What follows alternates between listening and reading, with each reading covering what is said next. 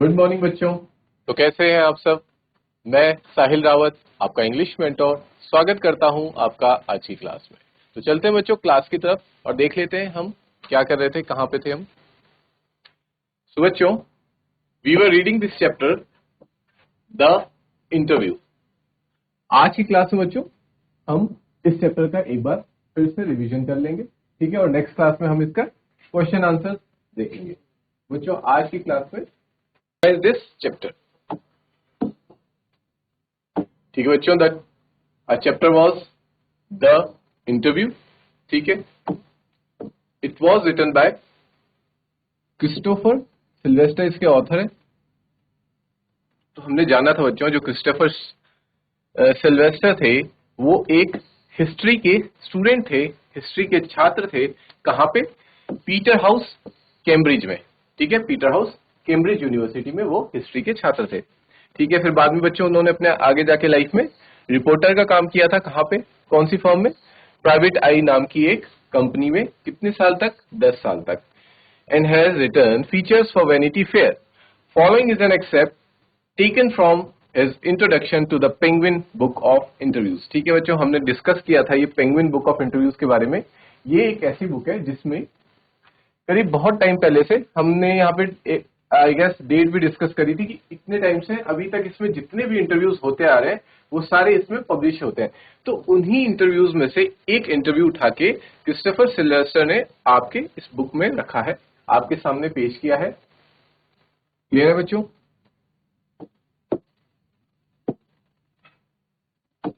फिर हमने देखा था लेसन के फर्स्ट पार्ट में we read about the merits and demerits of interview, ठीक है। मेरिट्स के क्या, इंटरव्यू के क्या फायदे हैं और क्या नुकसान है, ठीक है।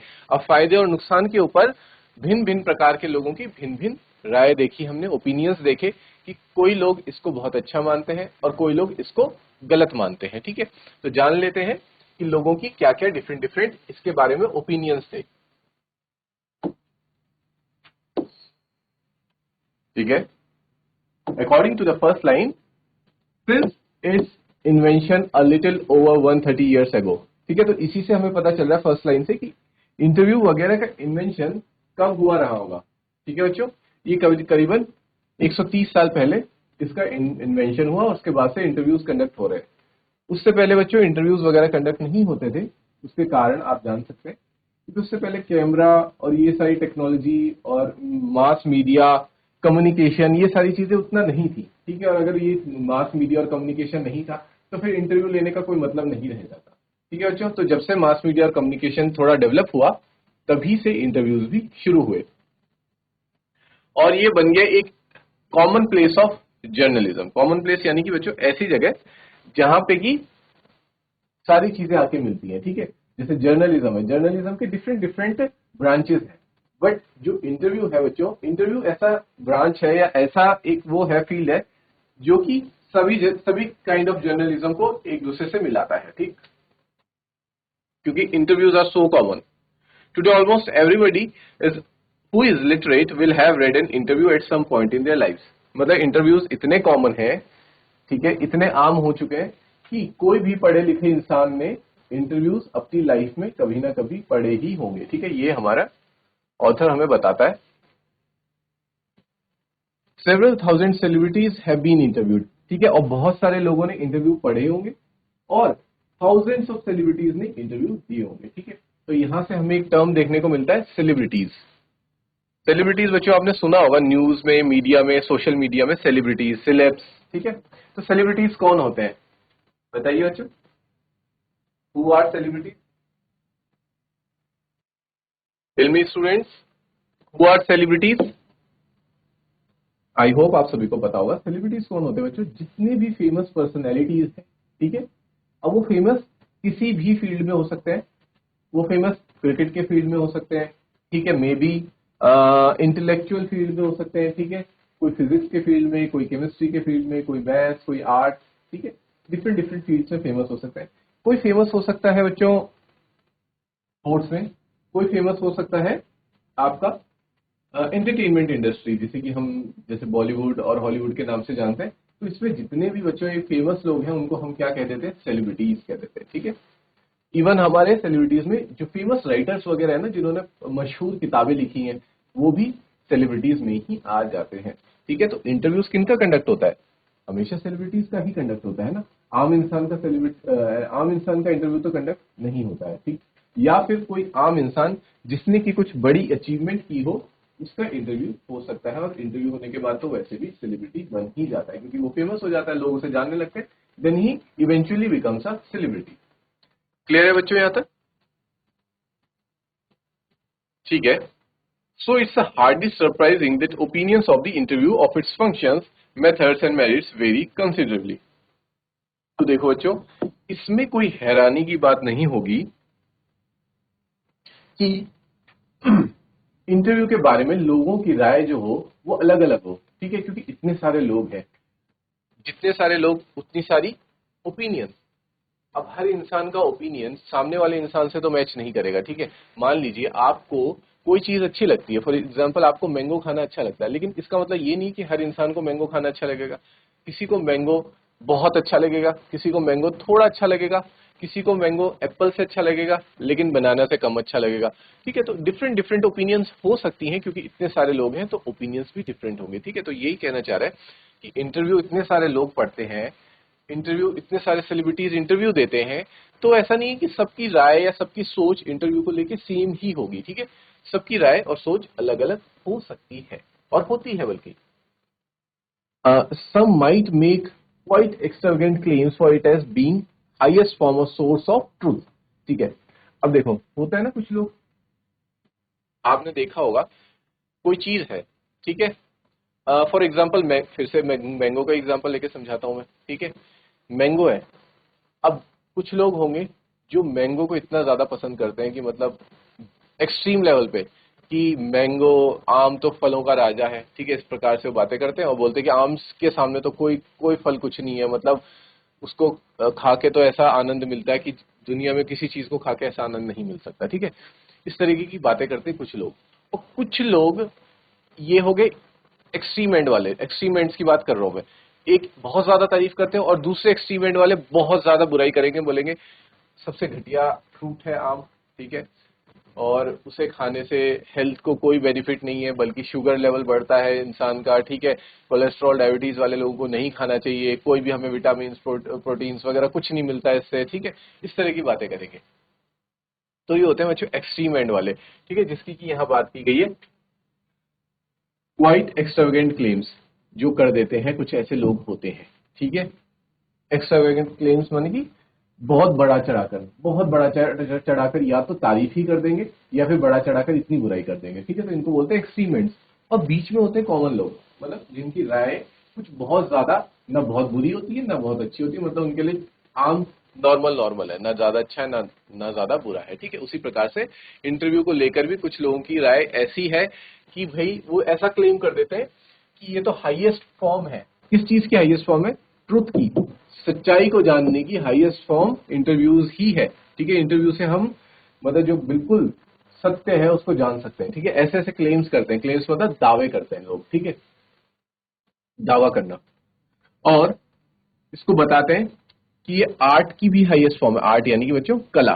ठीक है, कला की भी हाईएस्ट फॉर्म है इंटरव्यू। ठीक है, अदर्स यूजुअली सेलिब्रिटीज। अब ये तो हो गए तारीफ करने वाले लोग, अब आते हैं बुराई करने वाले लोगों पे। ठीक है, जो कि खासकर सेलिब्रिटीज ही हैं जो बुराई करते हैं। ठीक है, अब देखो, अब आप ये भी सोच सकते हो बच्चों, हमने आप ये चैप्टर पढ़ लिया था, अभी तो हम रिवीजन कर रहे हैं, बट आप लोगों को इतना आइडिया होगा कि आपने ये आइडिया लगाया या इस बारे में सोचा कि इंटरव्यू के बारे में सेलिब्रिटीज ही बुराई क्यों कर रहे हैं, कॉमन पीपल बुराई क्यों नहीं कर रहे इंटरव्यूज के बारे में।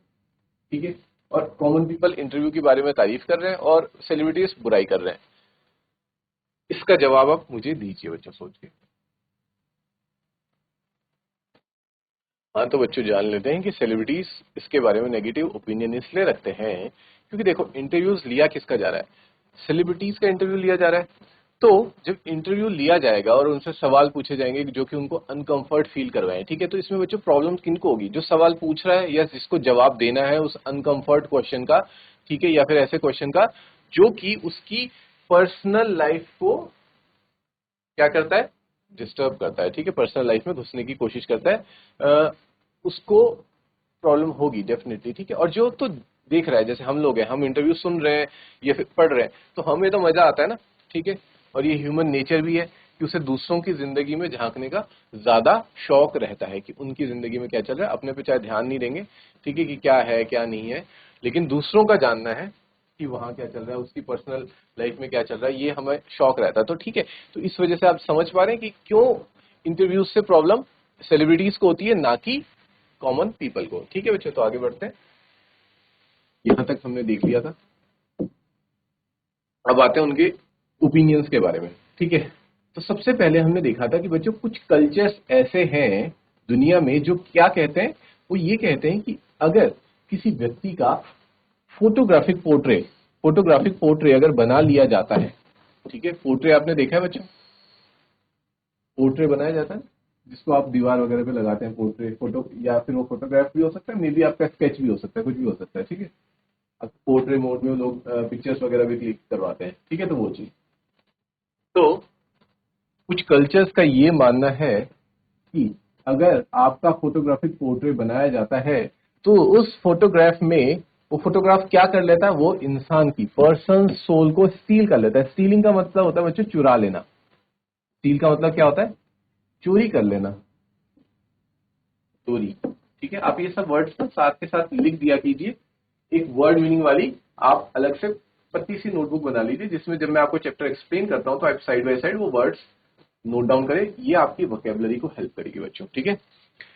तो उनका मानना ये है कि जब किसी इंसान का पोर्ट्रेट बनाया जाता है, ठीक है, तो वो उसकी सोल को, आत्मा को चोरी कर लेता है, ठीक है। अब आत्मा को चोरी कर लेना का क्या मतलब समझते हैं बच्चों। अब ऐसा तो नहीं कि शरीर में से आत्मा खींच के पोर्ट्रेट में, ठीक है, लेकिन हो सकता है मे भी कुछ कल्चर का ऐसा मानना हो कि हाँ, अगर तुम्हारी फोटो बना ली, फोटोग्राफ पोर्ट्रेट बना लिया, तो क्योंकि वो तुम्हारा ही एक क्या है, इमेज है, ठीक है। और इमेज तुमने बना दी, इमेज क्रिएट कर दी, तो उनका मानना होता है कि उस इमेज में भी, वो इमेज कोई नॉन लिविंग नहीं है, बल्कि उसमें भी तुम्हारी थोड़ा लाइफ का एक छोटा सा पार्ट होता है, ठीक है, ये माना।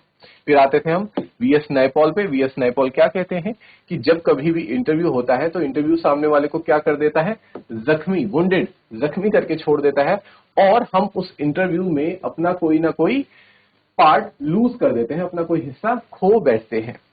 तो हिस्सा खो बैठने का ये टर्म भी मैंने आप लोगों को समझाया था। ऐसा तो नहीं कि इंटरव्यू लेते टाइम कोई सामने वाला इंटरव्यूअर हमारा हाथ काट देता है, ठीक है, या फिंगर्स कट कर देता है और वो पार्ट ले जा लेता है, ऐसा नहीं है। इसका मतलब ये नहीं है। इसका मतलब क्या है बच्चों, सोचिए क्या है इसका मतलब। इसका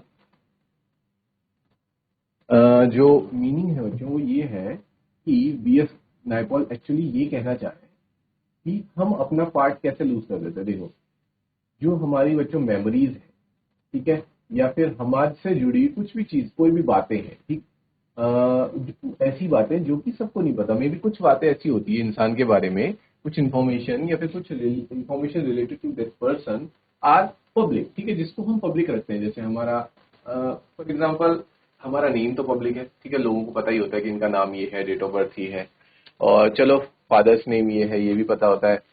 चलो किसी को ये भी पता है कि क्या बोलते हैं कि व्हाट इज हिज ऑक्यूपेशन, ये कहाँ काम करते हैं, ठीक है, और ये भी पता हो सकता है कि ये कौन सी फैमिली से है, ठीक है, ये कहाँ रहते हैं। लेकिन इनके घर में कितने कमरे हैं, ठीक है, और कितने फ्लोर हैं, ठीक है, किचन में कौन कौन से बर्तन हैं, ठीक है, और इनके पास कौन सा फ्रिज है, कौन सा वॉशिंग मशीन है, ये सारी चीजें और भी, मतलब इससे डिटेल में और आएंगे तो इनके कितने दोस्त हैं, ठीक है, इनके दोस्तों के नाम क्या हैं, दोस्तों के साथ इनकी बॉन्डिंग कैसी है, ये सारी चीजें बच्चों क्या हो जाती हैं, ये चीजें पर्सनल हो जाती हैं, ठीक है।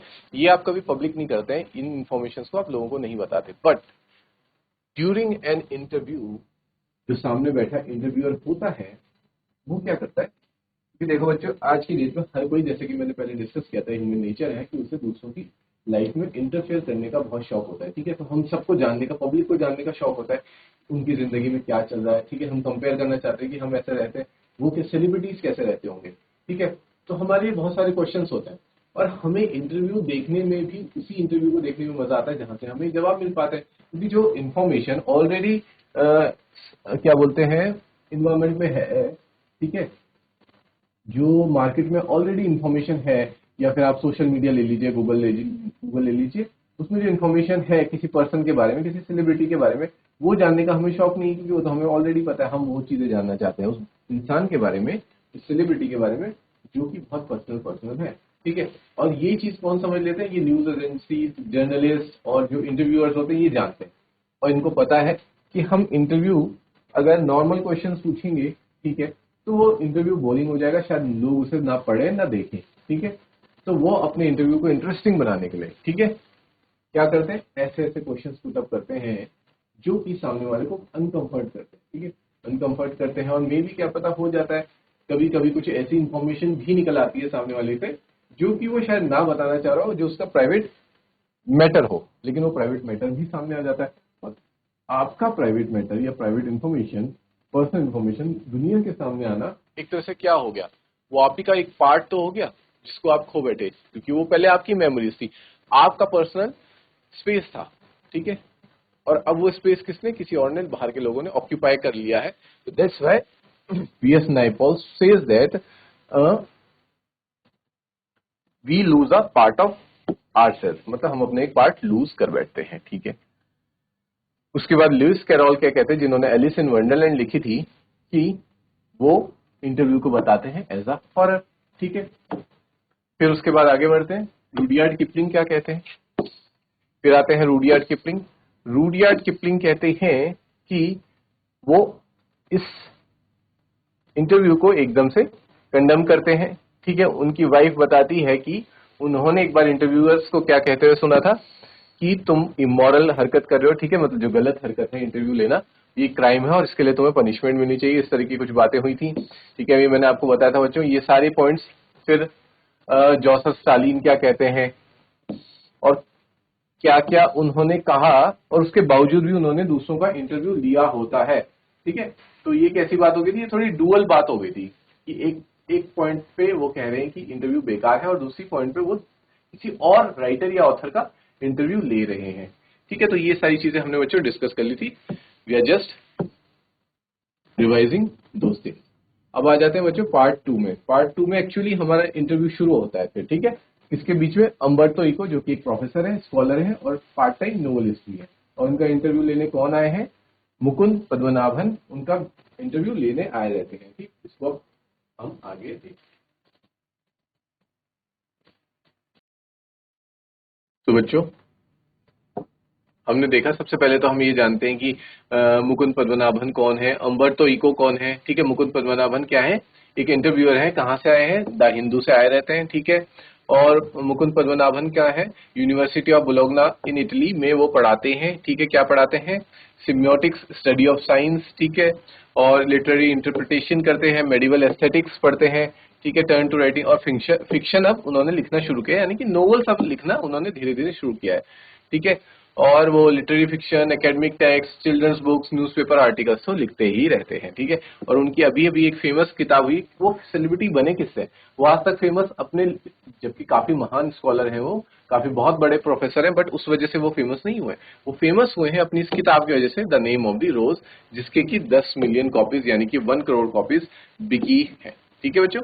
और इसी फेमस होने की वजह से मुकुंद पद्मनाभन उनका इंटरव्यू लेने आए हैं, जिसमें कि मुकुंद पद्मनाभन का ये सवाल है कि जिसको वो कोट करते हैं इस तरीके से कि डेविड लॉज ऐसा कहते हैं सर कि कोई इंसान अपने लाइफ टाइम में इतनी सारी चीजें कैसे कर सकता है, ठीक है। जैसे कि इको करते हैं, इको यानी कि अम्बर्तो इको करते हैं, ठीक है। तो फिर उसका जवाब देते हैं अम्बर्तो इको, कहते हैं कि ऐसा कुछ नहीं है, ठीक है। मैं, लोगों को लगता है कि मैं बहुत सारी चीजें करता हूं एक टाइम पे, पर मैं, देखा जाए तो मैं सिर्फ और सिर्फ एक ही काम कर रहा होता हूं, ठीक है। फिर वो कुछ अपना सीक्रेट भी बताते हैं, ठीक है, कि मैं, अच्छा चलो ठीक है, तुम लोग मानते हो कि मैं इतने सारे काम कर लेता हूं, पर उसके पीछे, वो इतने सारे काम करने के पीछे मेरा एक सीक्रेट है, वो सीक्रेट वो शेयर करते हैं मुकुंद के साथ, ठीक है। वो सीक्रेट क्या था बच्चों, हमने देखा था कि वो बताते हैं कि जो ये यूनिवर्स है, ठीक है, ये यूनिवर्स यानी कि ब्रह्मांड जो है, उसमें क्या है, एम्प्टी स्पेसेस। एम्प्टी मतलब होता है खाली जगह। खाली जगह है, बहुत सारी खाली जगह है, ठीक है। इतनी ज्यादा खाली जगह है कि अगर उन खाली जगहों को स्पेस से, यूनिवर्स से हटा दिया जाए, सारी खाली स्पेस को एक साइड कर दिया जाए, तो जो यूनिवर्स है बच्चों, उसका साइज सिर्फ कितना रह जाएगा कि compare the size of universe without spaces with our fist, ठीक है। जितनी हमारी हथेली है, ठीक है, उसके साथ वो कंपेयर करते हैं यूनिवर्स के साइज को, जब इस यूनिवर्स में से सारी की सारी एम्प्टी स्पेसेस, खाली जगहों को निकाल दिया जाए, ठीक है। तो कहते हैं कि कहने का मतलब ये है कि देखो खाली स्पेसेस बहुत ज्यादा है, ठीक है, इन खाली स्पेसेस को ढूंढो। अब जिस प्रकार से खाली स्पेसेस यूनिवर्स में है, तो जो टाइम है, समय, ये भी तो इस यूनिवर्स का ही एक पार्ट है। तो इस समय में भी हमारे पास जो समय होता है, हमें जो समय मिलता है, एक दिन में 24 घंटे मिलते हैं। उन 24 घंटे में बहुत सा टाइम ऐसा आता है जो कि एम्प्टी स्पेस होता है, जब हम कुछ भी नहीं कर रहे होते, ठीक है। हम अपना ना कोई काम कर रहे होते और ना ही हम रेस्ट भी कर रहे होते हैं, ठीक है। या तो ये हो ना कि चलो इंसान काम नहीं कर रहा है तो रेस्ट कर रहा है, या फिर कुछ तो कर रहा है, लेकिन बहुत टाइम हम ऐसा होता है हम सिर्फ और सिर्फ ऐसे बैठ के या फिर कुछ भी कहीं अपने ख्यालों में उस समय को वेस्ट कर रहे होते हैं। और उसी को कहते हैं अम्बर्तो इको कि हमें वो खाली समय को वेस्ट नहीं करना है, हमें वो खाली समय यूज करना है, यूटिलाइज करना है, जैसे कि मैं यूटिलाइज करता हूँ। फिर वो एग्जाम्पल देके बताते हैं कि मैं कैसे यूटिलाइज करता हूँ। वो बोलते हैं कि जैसे मुकुंद तुम अभी मुझसे मिलने के लिए आ रहे थे, ठीक है, तो मैं 3rd फ्लोर पे हूँ, तो तुम्हें नीचे से लिफ्ट लेनी पड़ी, मुझे पता था तुम आ रहे हो तो मैं रेडी था, ठीक है। लेकिन मुझे ये भी पता था, मैंने सारा कैलकुलेट कर लिया था कि तुम अपनी कार से बाहर निकलोगे, फिर अंदर एंटर करोगे, फिर एलिवेटर यानी कि लिफ्ट लोगे, और तुम्हें कितना टाइम लगेगा, मतलब करीबन 10-15 मिनट तो लग ही जाएंगे। और उन 10-15 मिनट को मैं वेस्ट क्यों करूं? उस 10-15 मिनट में मैं अपना कुछ किताब का या फिर कुछ ना कुछ हिस्सा लिख लेता हूँ, ठीक है, छोटा सा कुछ लिख लेता हूँ, और फिर वो ऐसे कह के वो हंसने भी लग जाते हैं, ठीक।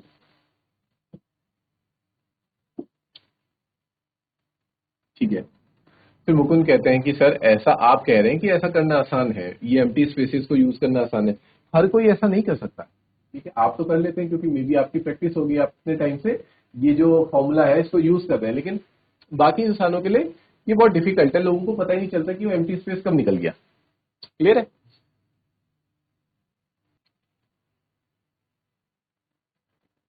तो इस तरह से बच्चों फिर वो ये डिस्कस करते हैं कि सर आपने किस तरीके से अपना पैशन फॉलो किया, ठीक है।